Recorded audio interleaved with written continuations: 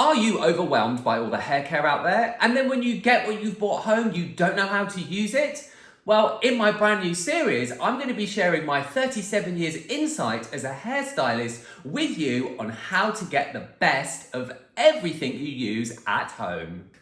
Hello and welcome to the world of Craig. Yes, that's me, I'm Craig, and this is my channel where we get into all things hair and sometimes a little bit of beauty. If you're new here, hello, I've had rather a lot of new subscribers recently. Thank you for coming along and having a look at what we're getting up to. And if you've been here a while, hi. Now, before we get into the video, and you've already seen that this video is going to be about box dye, I'm sorry if the air quotation marks annoy you, but I don't call box dye. Box dye, I call it home hair color. But before we do get into that, I just want to have a brief, serious word on a topic that is new to me here on my channel. A couple of weeks ago, I posted a video that was about box dye and I did a shop up. I will link it down below if you want to go and have a look at that. And it's been a very emotive video. It's had incredible engagement. I really appreciate if you've left a lovely comment. Thank you very much. I love all of my subscribers here and I'm so grateful for you all. My platforms, whether it's here or on any of my other social platforms, have always been about me creating content for you that you can take and make your own to give you the best hair you can ever have. That video has had some extremely negative, distressing, alarming, trauma dumping, and some horrible comments directed at me. I will not, and I'm getting emotional talking about it now, I will not tolerate that sort of negativity on this platform. Please, if keep it to yourself or just don't say anything at all. And if negative comments like that are personal or that are slandering hairdressers or that are, really unpleasant, I will just delete them, okay? So we're not having any of that here on my channel. I did need to say that. Those of you that have left lovely comments, thank you so much. And I'm so glad that that video was helpful for so many people. And that's what this new series is all about. So that's enough of that. Let's move forward to how to get the best out of home hair color. It also makes sense to add at the very beginning of this video, as I talked about in the other video, the box dye shop up video that I will link down below. It also makes sense to add that yes, I am telling you how to use home hair color. Does it replace a hair professional? Absolutely not. They are very different things. Hair professionals, home color, different things. It is all in that shop up video if you want to go and check that out. So, there may be people that watch that and think, oh, he's a hairdresser and he's recommending home hair color. I'm actually not recommending home hair color. I'm recommending going into a salon to get your hair done. But for a lot of people, that isn't an option for many, many reasons, as I have found out. And I'm glad that I created that video. But I'm not saying that home hair color replaces going to a salon. They're very different things.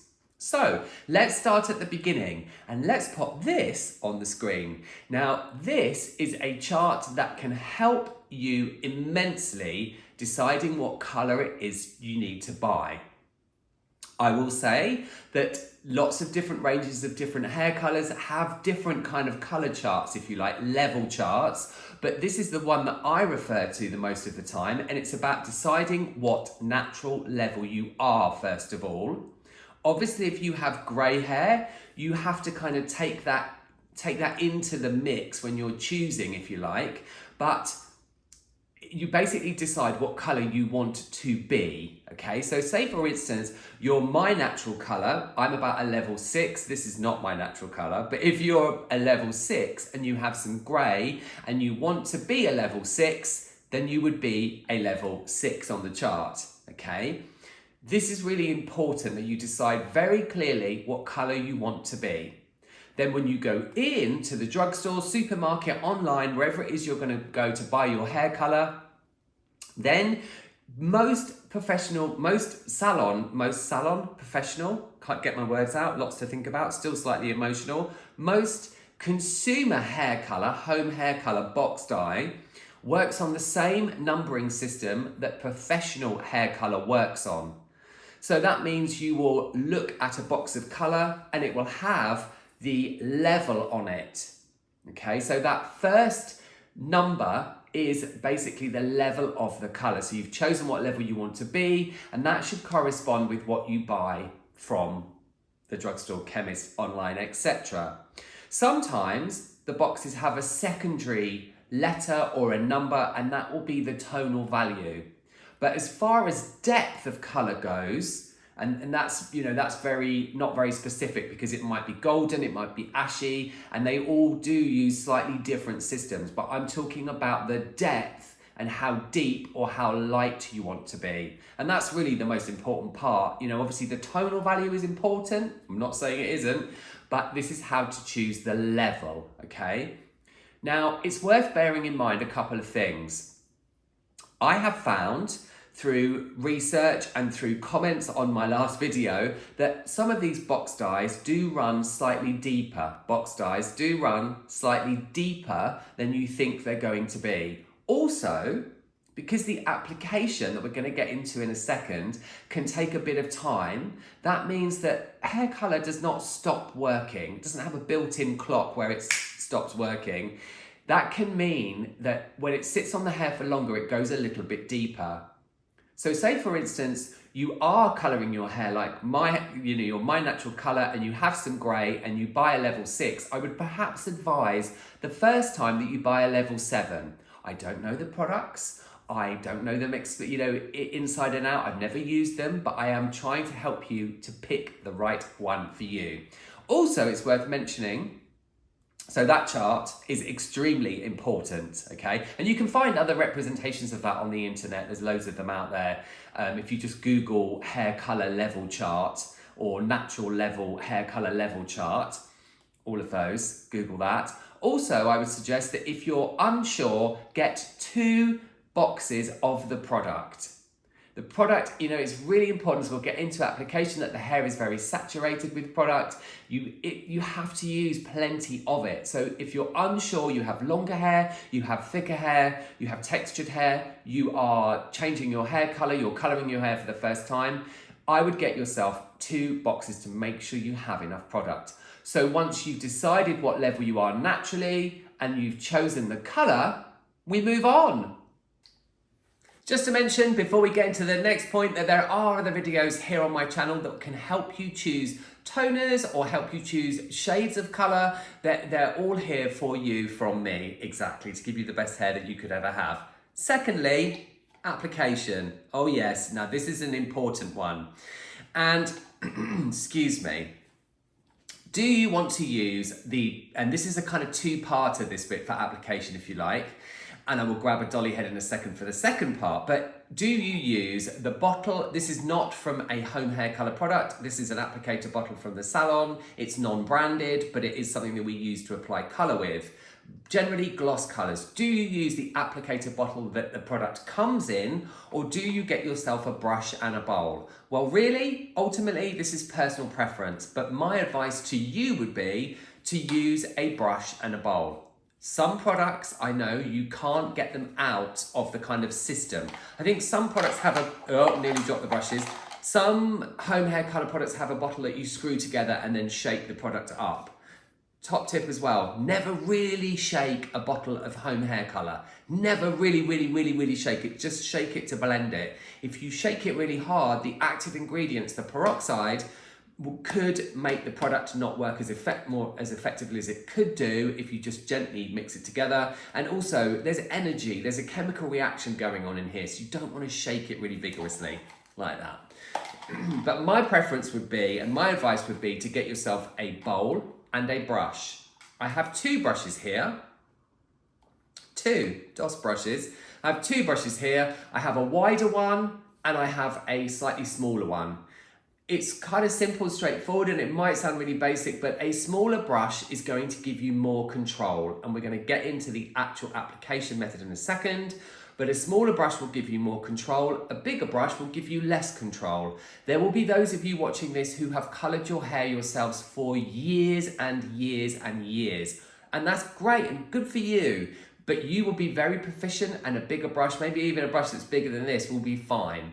But if you're new to it, or you struggle with dexterity, or you just struggle generally, a smaller brush could be easier for you.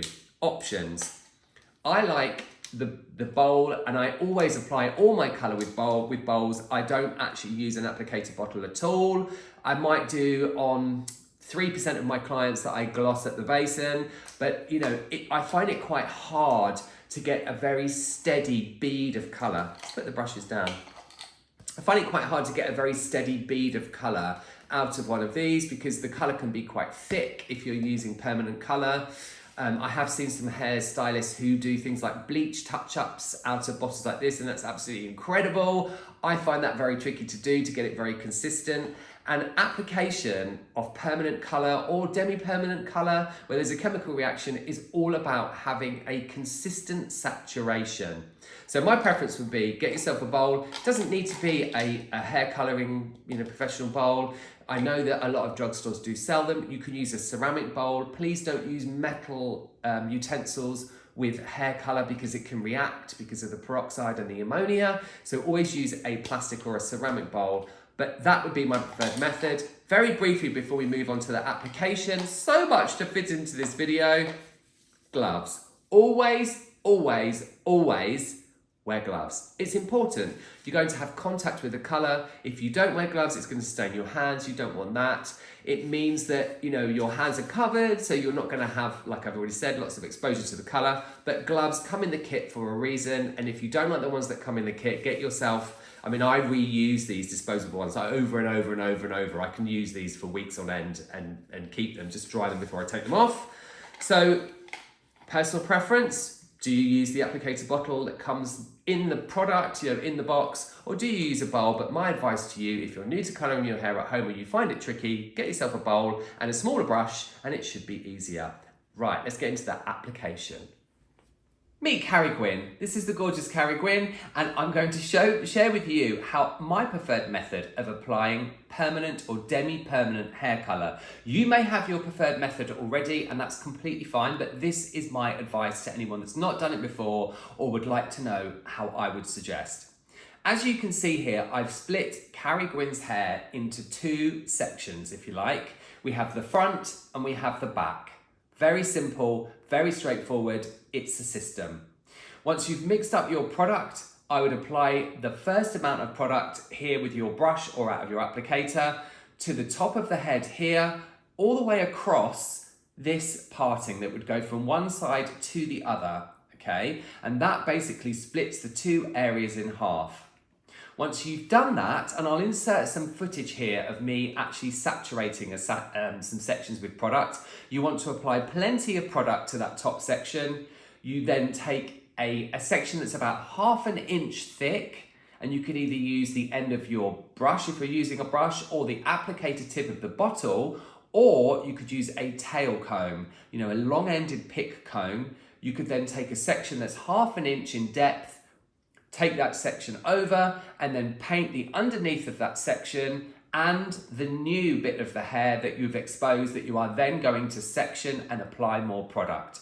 Very, very simple. And I would do the back first, right the way across, and then I would go and onto the front section. More on that in a second.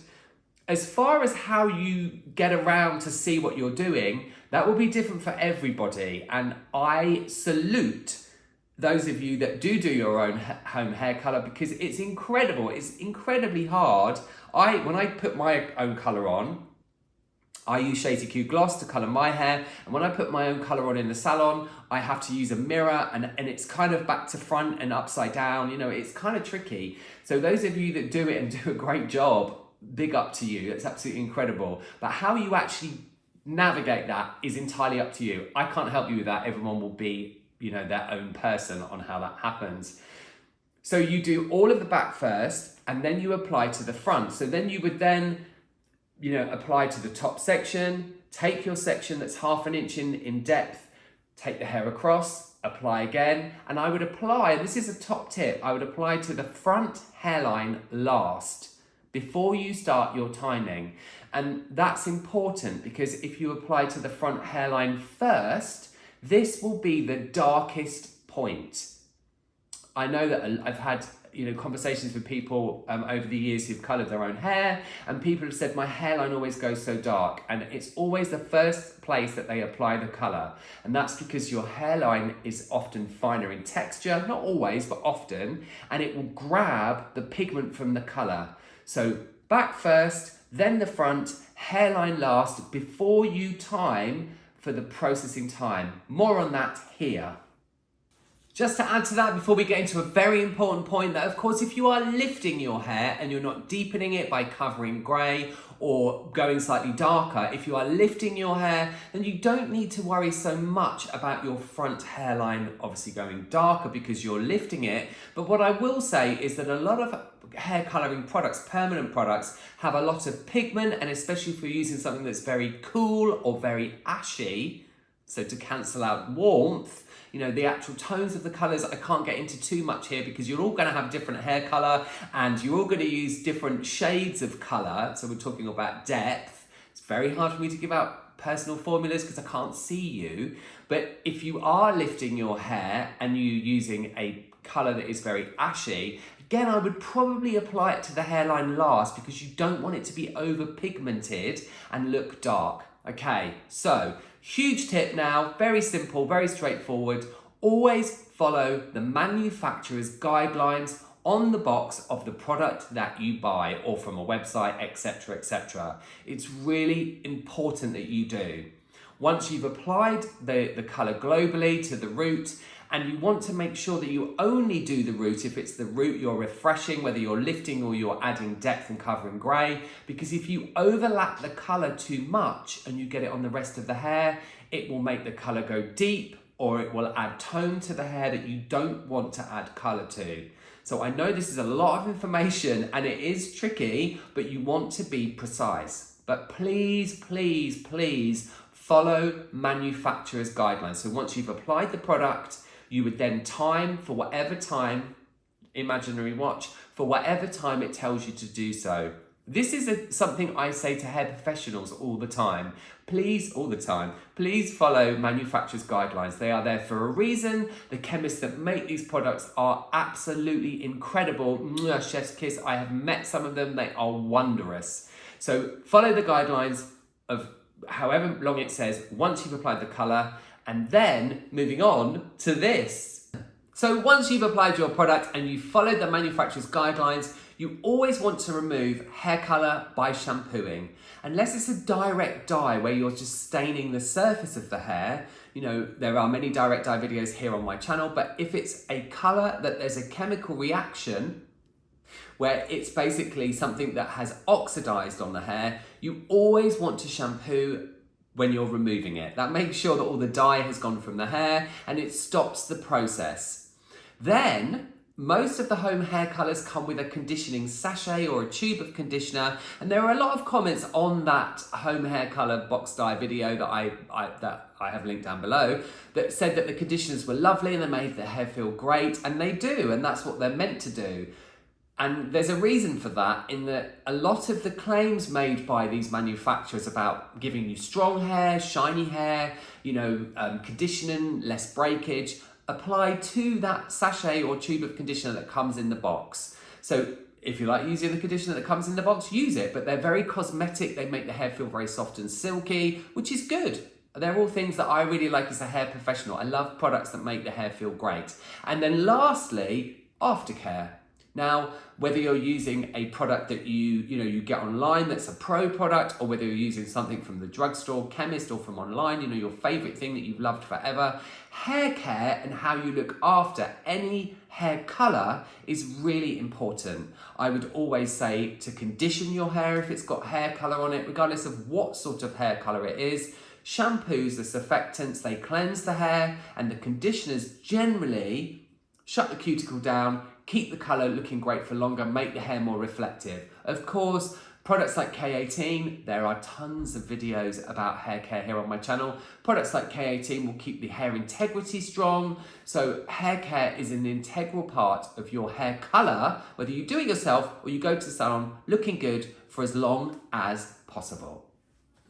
So that's it for the first in this new series, how to get the best of ... What would you like to see me do in this series? I was thinking shampoos, treatments, conditioners, hot tools, so many different things. Let me know in the comments. As always, it's fantastic to get your comments, and I do reply to everybody. Not negative comments. No, none of that. We're not having that here on my channel. I have an Instagram, which is on screen now, and if you've enjoyed this video and found it helpful, you know exactly what to do. You all take lots of care, and I'll see you all in the next one.